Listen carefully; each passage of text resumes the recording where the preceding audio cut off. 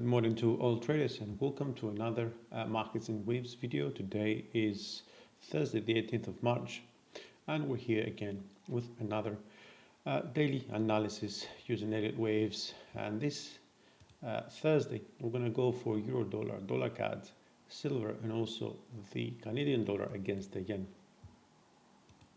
As you well remember, we are debating here still whether this wave 4 has already completed or not, because we don't really get much of a signal on the RSI or the MACD, but we've got a very nice volume here yesterday following the FOMC on the upside, which now seems to suggest that this could be wave 1, 2, 3, 4, and we're going to go for a multi-structural wave move on the upside. 1, 2, 3, 4 and 5. Obviously that is going to be then 3, 4 and 5. This assumes, of course, that green 1 and 2 are already completed. Now the other scenario I've been looking, okay, is this is an A 1, 2, 3, 4, 5 for a wave A.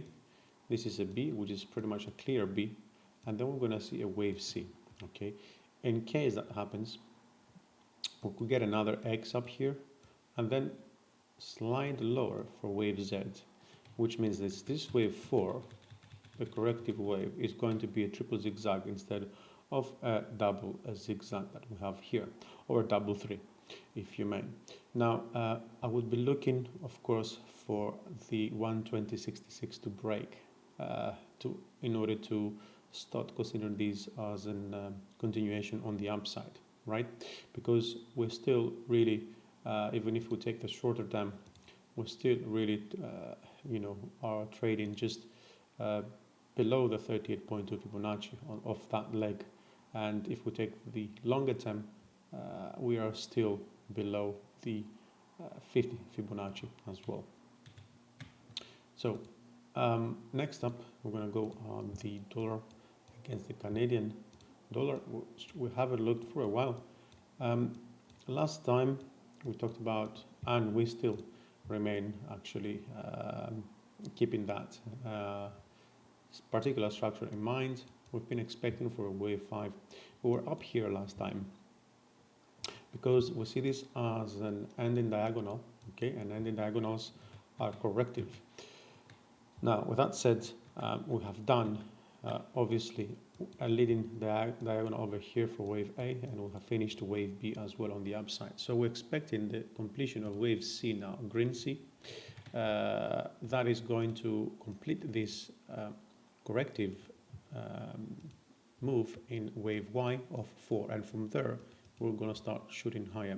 Now wave C is a multi-structural move on the downside. So we've got one wave and two waves done, and I think we're going to get wave 3 down at 122.68, and then 4 and then 5, perhaps to take out this trending, this descending trend line that is shaping the ending diagonal, if you may.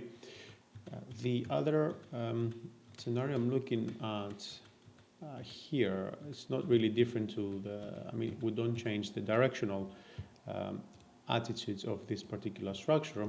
It's just that we're looking at this as 1, 2, 3, 4 and 5, which means wave 3 ended here, yeah, at 123.71 instead, and then we're going to get 4, and then we're going to get 5. So in this case wave 5 will be 122.68. Now for silver, I still remain adamant on my thinking about this being running flat, yeah, because we've had wave B done here, and we are expecting now, well, I'm expecting this to be an ending diagonal now, to be honest, which is going to be wave C of this running flat, which is still very possible. Now we've done waves 1 and 2 and 3, and in case we finish up here, like looks like a W, X and Y, yeah, like a double zigzag, we end up here wave 4, then most likely we're going to shoot lower, and the moment we do a new low, or even we could go down to 23.65, which is going to be respecting the rules for running flat a bit more, then we should be looking for prices to start moving higher for wave 5 of this cycle degree move to the upside.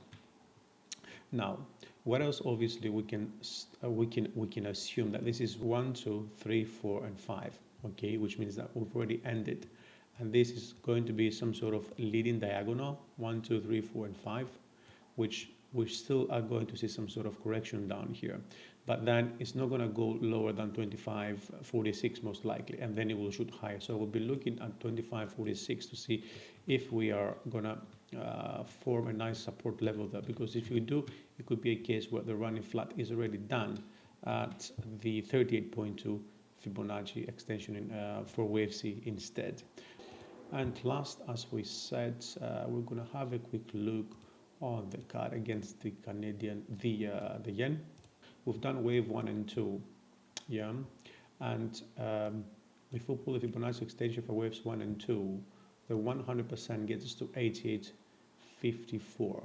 It's not where wave 3 ideally would end, because that could end a bit higher, but we can also, due to the extension of this move on the upside, we can also assume that 88.50 is a very potential level for the completion of red 3.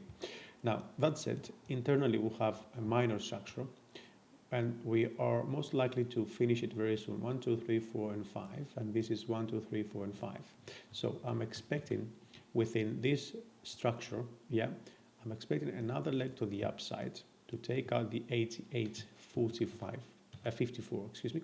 And why do I expect that? Is because it's a nice cluster, also with an eternal Fibonacci extension. If we take waves 1 and 2, we come at 361.8 Fibonacci between those waves 1 and 2. Yeah, so that makes a very nice cluster.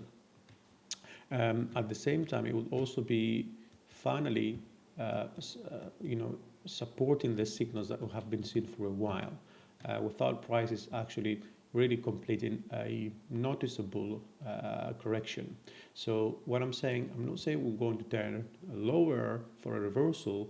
What I'm saying is that we're going to turn lower for a correction.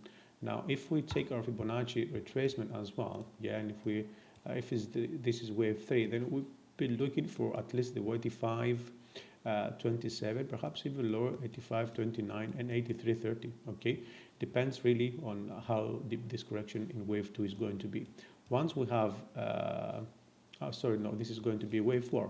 So in wave 4 is going to be, for me, a correction is coming in the short term once we get a local top in. So that will be all for today, guys. I hope you enjoyed the video.